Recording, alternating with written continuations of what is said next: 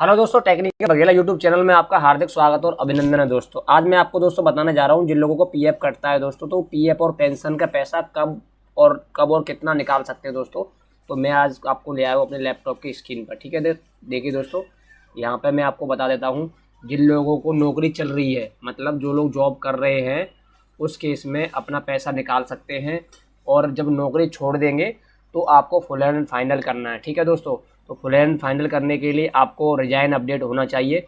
तो मैं आज आपको बता देता हूं कि आप कितना पैसा और कब कैसे निकाल सकते हैं अपने पीएफ अकाउंट से। ठीक है दोस्तों, तो मैं आपको बता देता हूं। यहाँ पर ये आपको मैंने पासबुक खोल के रखी हुई है। इस पासबुक के अंदर देखिए दोस्तों, यहाँ पर जो पैसा होता है ना दोस्तों, ये वाला पैसा होता है दोस्तों। तो मैं आपको बता देता हूँ, आपका ये है ना, ये एक अमाउंट ये वाला है, एक अमाउंट ये वाला बीच वाला। ठीक है, दो अमाउंट, तीसरा वाला होता है पेंशन का अमाउंट। ठीक है दोस्तों, तो ये पेंशन का अमाउंट है। तो यहाँ पे मैं आपको बता देता हूँ, यहाँ पे ये तीन अमाउंट होते हैं। ठीक है, पहला वाला, दूसरा वाला, तीसरा वाला। तो मैं इसको हाईलाइट कर देता हूँ। ठीक है दोस्तों, ये तीन अमाउंट आपको दिखाई दे रहे हैं। तो ये तीन अमाउंट होते हैं। ये होता है पहला वाला अपना पैसा। ठीक है, ये होता है कंपनी का पैसा, ये आपको बता देता हूँ, ये वाला। ठीक है दोस्तों, ये हो गया आपका पैसा। ठीक है, ये हो गया कंपनी का पैसा। ठीक है दोस्तों, ये हो गया पेंशन वाला पैसा। ठीक है, तो हमारी नौकरी चल रही है। ठीक है, जैसे हम जॉब कर रहे हैं, हमें एडवांस के लिए घर में कुछ काम पड़ रहा है या कोई दिक्कत है। ठीक है, तो आप उसके लिए एडवांस कैसे निकालेंगे। ठीक है, तो ये आपका जो मूलधन है, दो कंपनी अपना है, ये कंपनी का है। ठीक है, इन दोनों को जोड़ लेंगे, दोनों को जोड़ के आपका बन जाता है पैसा। इसमें से आप निकालेंगे। उसके लिए मैं आपको पारा दिखाता हूँ कितना पैसा निकल सकता है आपका। अगर आपको लगे कि आपको क्लेम रिजेक्ट ना हो, तो ज़्यादातर ऑप्शन आपको इलनेस का डालना होता है। ठीक है, इलनेस में क्या होता है कि आपको उसके अंदर रिजेक्ट नहीं होता केस, और उसमें कोई लिमिट भी नहीं होती दोस्तों कि आप कितनी बार निकाल सकते हैं। महीने में एक बार निकाल सकते हैं उस बेस पे पैसा। अगर आपका घर बन रहा है, ठीक है, तो आपको उसके लिए आपकी सर्विस 5 साल से ऊपर होनी चाहिए। ठीक है, तो उसके लिए आप अगर आपके दोनों अमाउंट में है यहाँ पे, तो आप इसमें 80 से 90% पैसा डाल सकते हैं।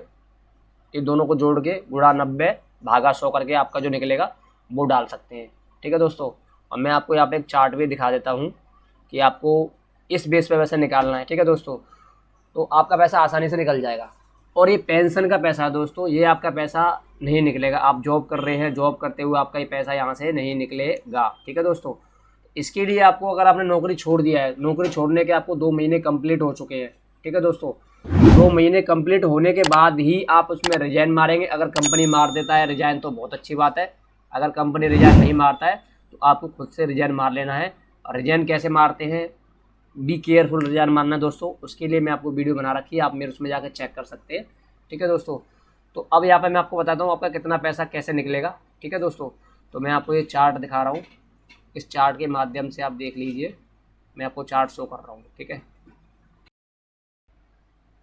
तो दोस्तों मैं आपको चार्ट दिखा रहा हूँ, ये वाला, ये जो चार्ट है ना दोस्तों, तो मैं आपके इसको द्वारा समझा देता हूँ कैसे आपको कितना पैसा कब निकाल सकते हैं।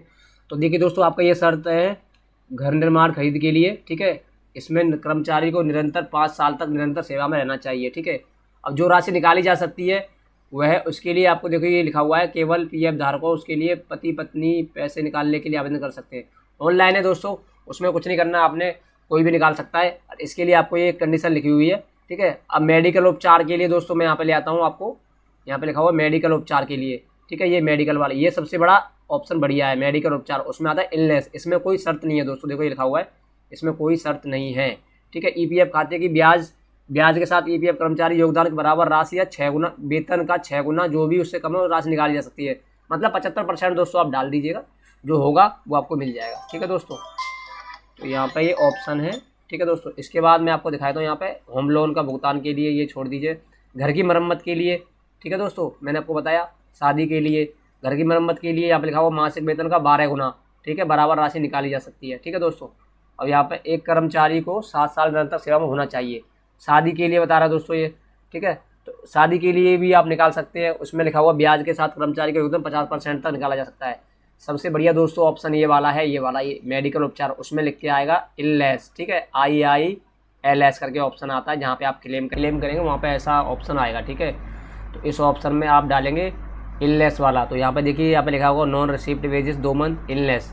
ठीक है दोस्तों, इस वाले पारा के थ्रू हम क्लेम करेंगे। ज़्यादातर इलनेस में आपका क्लेम रिजेक्ट नहीं होगा। ठीक है दोस्तों, फिर यहाँ पे आ रहा है घर बनवाने के लिए, तो यहाँ पे मैंने क्लेम कर चुका है, इसलिए मेरा ये रेड हो रहा है। ठीक है, आप फ्रेश होंगे और जो मैं आपको कंडीशन बता दिया है कि आपके सर्विस 5 साल या जो भी मैंने आपको बता रखा है उस हिसाब से आपने सेलेक्ट करना है। तो आपके यहाँ पे इलनेस वाला दिखाएंगे तो आपका क्लेम रिजेक्ट नहीं होगा। इसमें कोई बंदिश भी नहीं है, आप पैसा यहाँ पे निकाल सकते हैं हर महीने। ठीक है, मतलब गैप दे दे के 1 महीने में एक बार ही मतलब निकाल सकते हैं, मेरे कहने का मतलब ये। ठीक है, यहाँ पे देखिए दोस्तों लिखा हुआ है। बाकी ये पारा है कंस्ट्रक्शन ऑफ हाउस, इसमें मैंने आपको बता दिया कितना निकल देगा।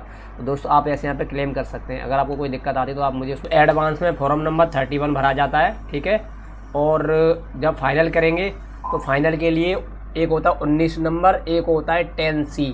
अगर आपकी सर्विस 9.5 साल से ऊपर है, ठीक है, तो आपको पेंशन का पैसा नहीं मिलेगा। ठीक है, 19 नंबर फॉर्म भर के आप पेंशन के लिए आप छोड़ देंगे, क्योंकि आपकी जब आपकी उम्र 58 साल हो जाएगी उसके बाद आप पेंशन के लिए आपको स्कीम सर्टिफिकेट आपको डाउनलोड करना पड़ेगा, आपको पेंशन मिलेगा। अगर आपकी सर्विस 9 साल से कम है और रिजाइन वगैरह प्रॉपर आपने दे रखा है तो आप 19 नंबर फॉर्म भर के और 10C भर करके अपने सारा पैसा पीएफ का और पेंशन का पैसा पूरा निकाल सकते हैं। ठीक है, अगर आपको एडवांस चाहिए नौकरी करते हुए बिना रिजाइन के तो फॉर्म नंबर 31 भरा जाएगा दोस्तों। तो दोस्तों आपके लिए मैं ऐसे नए नए कंटेंट लाता रहता हूँ। अगर भाई की वीडियो थोड़ी सी भी अच्छी लगे तो भाई के चैनल को सब्सक्राइब, लाइक, शेयर कीजिए और दोस्तों को शेयर कीजिए। थैंक यू दोस्तों, नमस्कार।